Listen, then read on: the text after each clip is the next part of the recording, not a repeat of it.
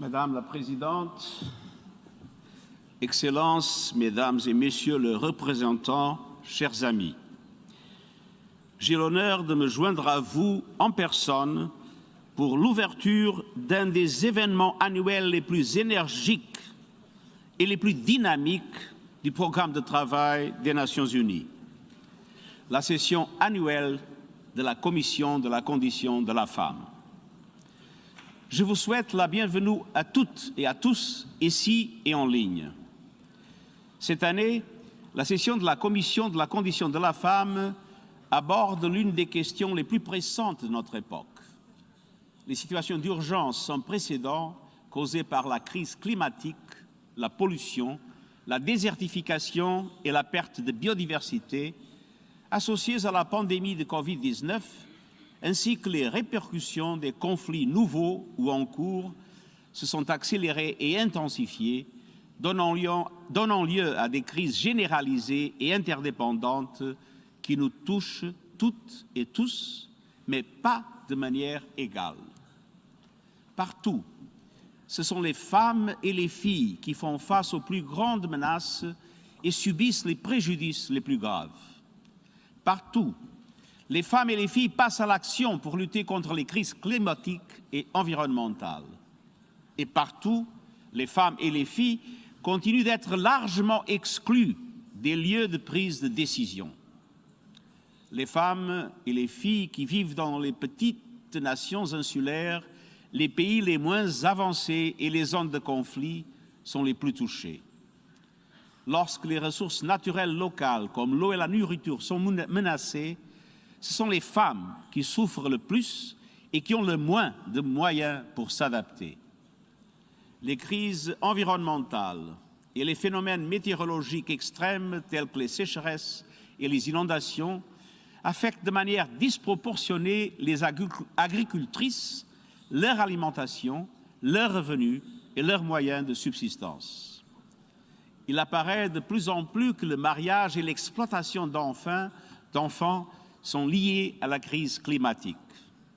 Les études montrent que lorsque des catastrophes climatiques frappent, ce qui est de plus en plus fréquent, les femmes et les enfants courent jusqu'à 14 fois plus de risques de mourir que les hommes. Les changements climatiques exacerbent les conflits dans le monde entier.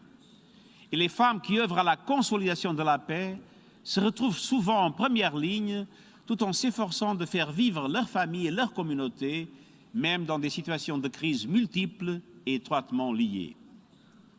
Je suis profondément alarmé par l'augmentation de la violence et des menaces à l'encontre des femmes qui défendent les droits humains et militent pour l'environnement. Distinguished delegates, compounding all these factors, gender discrimination means just a tiny proportion of landowners and leaders are women. Women's needs and interests are often ignored and pushed aside in policies and decisions about land use, pollution, conservation, and climate action. Just 1/3 of decision-making roles under the UNFCCC, Kyoto Protocol, and Paris Agreement are occupied by women. And only 15% of environment ministers are women. Around the world, only 1/3 of 192 national energy frameworks include gender considerations. And gender considerations are rarely taken into account in climate financing. This demonstrates once more that we live in a male-dominated world with a male-dominated culture. We are still living with the results of millennia of patriarchy that excludes women and prevents their voices from being heard.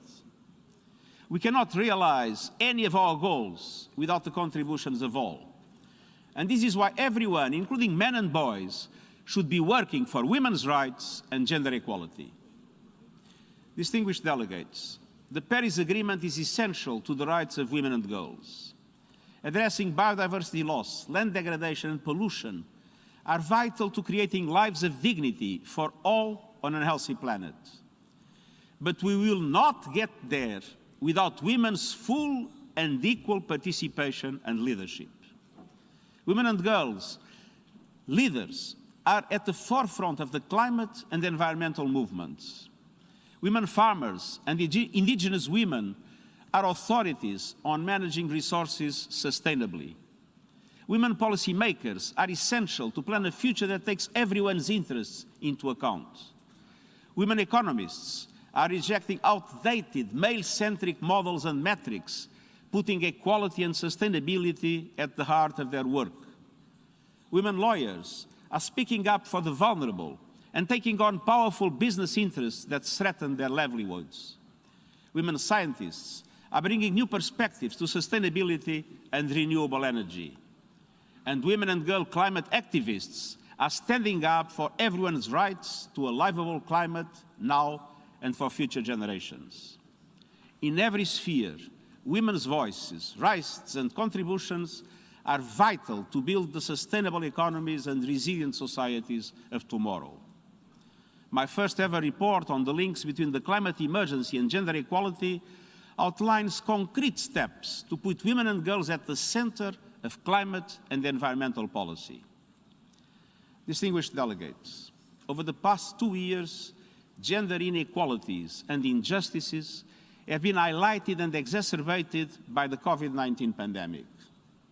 Millions of women have been thrown out of work with a crushing impact on their economic and social rights. Millions more have been confronted with an impossible choice between earning an income or doing unpaid but essential care work. Millions of girls are out of school. Many may never return. Tackling these issues requires a united front, protecting hard-won gains on women's rights while investing in lifelong learning, healthcare, decent jobs, and social protection for women and girls. Gender equality and women's rights must be at the heart of a renewed social contract that is fit for today's societies and economies. We are seeing a pushback on women's rights. We must push back on the pushback. And at the global level, my report on our common agenda proposes a rebalancing of power and resources through a new global deal. And gender equality is a prerequisite. The report proposes a new agenda for peace with the goal of reducing all forms of violence, including gender-based violence, and putting women and girls at the heart of security policy. I thank women civil society groups for your important contributions to our common agenda and encourage your continued support for the proposals. Meanwhile, the United Nations is working every day to support the participation and leadership of women at every stage of building and maintaining peace. We have reached, more than 1 year ago, gender parity at the level of the 190 senior leaders of the United Nations and the Secretary Generals and Assistant Secretary Generals, full gender parity.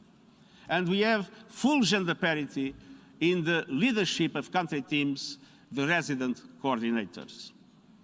And this is essential to make the UN more able to represent all the people in the world. And my special envoys and special representatives are designing and supporting strategies for more inclusive peace processes.